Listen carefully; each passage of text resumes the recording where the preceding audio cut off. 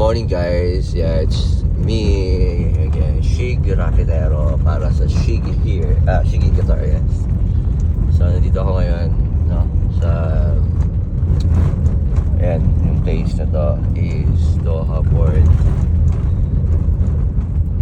And anong oras na ba to? It's 8 in the morning. And so, ikutin natin itong lugar na to. Kasi marami dito mga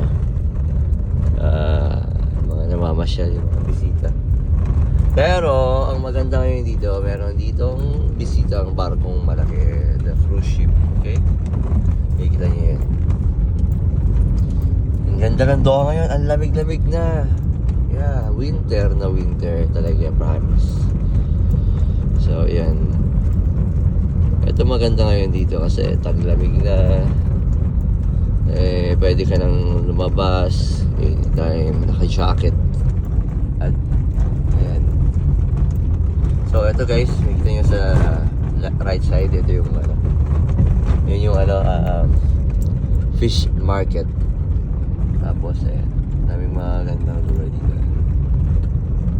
Alright, so ayan, dito naman sa left side ko, ayun nakikita, ayun yung West Bay.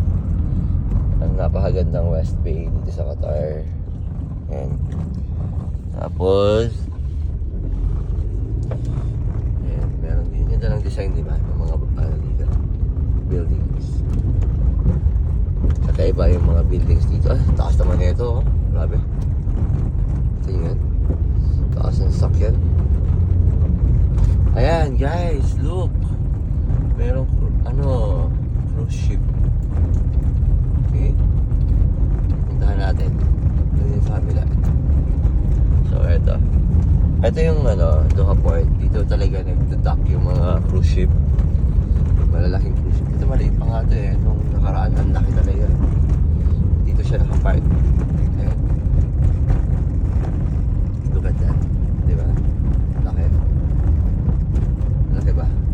So, lapitan natin kung gaano kalaki.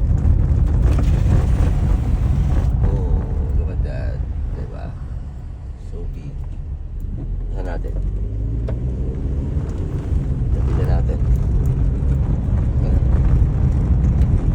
So, sana makasakay tayo minsan dyan. Kasi nag-uumpisa na akong travel vlog. So, itong channel na to kasi talaga travel vlog to eh. So, gusto ko talaga mag-travel. So, yun. Ikutin ang buong mundo. Vlog lang ba?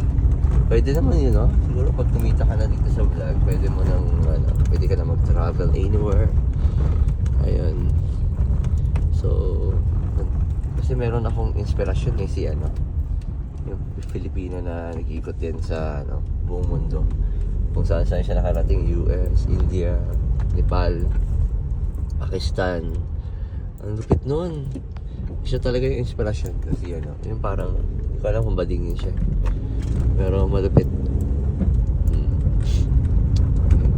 So ako naman, yun yung plan ko. Makaikot din ang buong mundo sa kaka-vlog lang. Hindi pa naman siguro late para gawin ko yung ganun.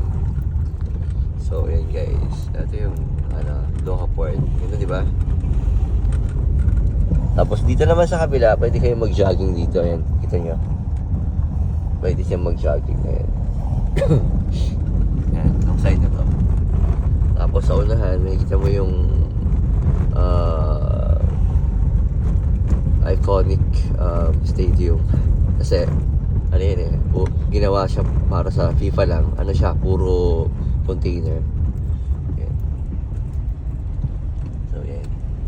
Yan yung dati na sabi daw gagawing i-donate nila, pero ewan ko pa ngayon dyan pa rin naman. So yan, Celestial ang pangalan ng cruise ship. So yun, parang naalala ko yung Titanic. Look at that guys. Laki, no? Yun. So hindi masyadong kita dito. Try natin dito sa camera. Diba? Look at that. Ayan, yung barko. Ganda yun. Okay, diba? Celestial. parang open na open siya. Wala siyang tao. Celestial Joint.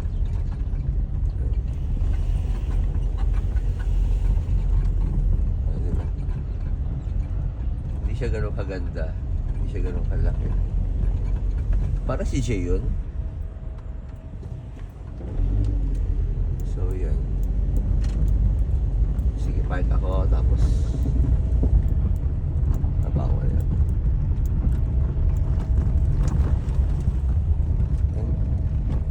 So let's show.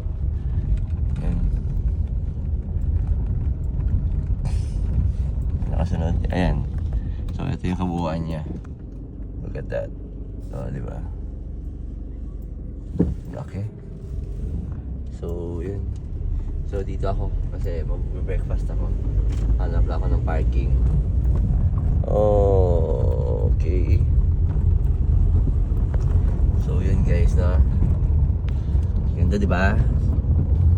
So ang Doha, Qatar talaga is isa sa napakagandang lugar. Para sa akin na. Hindi pa naman ako talaga nakiikot ng buong mundo. Para sa akin ito yung pinakamaganda ngayon. So yun. Please don't forget to subscribe to my channel. And para at ayan, madami tayo ng mga subscriber. Malay mo, pagdating ng araw is maikot natin yung buong mundo, kaka-vlog lang. Diba? Stay safe and God bless. Nandito ako ngayon nag-i-emote sa Doha Port. Good morning guys, this is Shig Raketero and at nandito ako ngayon sa Doha Port. Okay? So ang oras ay ganap ng alas 8 ng umaga. At eto, dito ako para mag-emote, mag-relax kasi eto yung pinaka magandang spots para sa mga gustong mag-relax, no? Dito sa Doha Port, alam niyo kung bakit. Kita niyo dito yung city. Yung ayan, nakikita niyo naman. Makita ko sa inyo yung city. Ayan guys, kita nyo dito yung West Bay. Ayan, lagi ko namang binivideo itong lugar na to kasi nga talagang napakaganda niya, diba? So ayan. Tapos yun, kita nyo rin yung cruise ship sa likod ko. So ayan. So ito lang talaga yung lugar na pinupuntahan ko pag minsan pag wala akong ginagawa kasi nakaka-relax dito. So sa mga friendship natin dyan na nasa Pilipinas na, like for good, no? Na-miss nyo tong lugar na to, di ba? Lalo na doon sa mga dito nabuo yung kanilang pangarap, dito nabuo yung kanilang panganay, dito nabuo yung kanilang love life, di ba? So unforgettable place. At least nakikita nyo ulit. So yan. Di ba? Ay, sarap dito. Ang sarap dito sa Qatar, promise.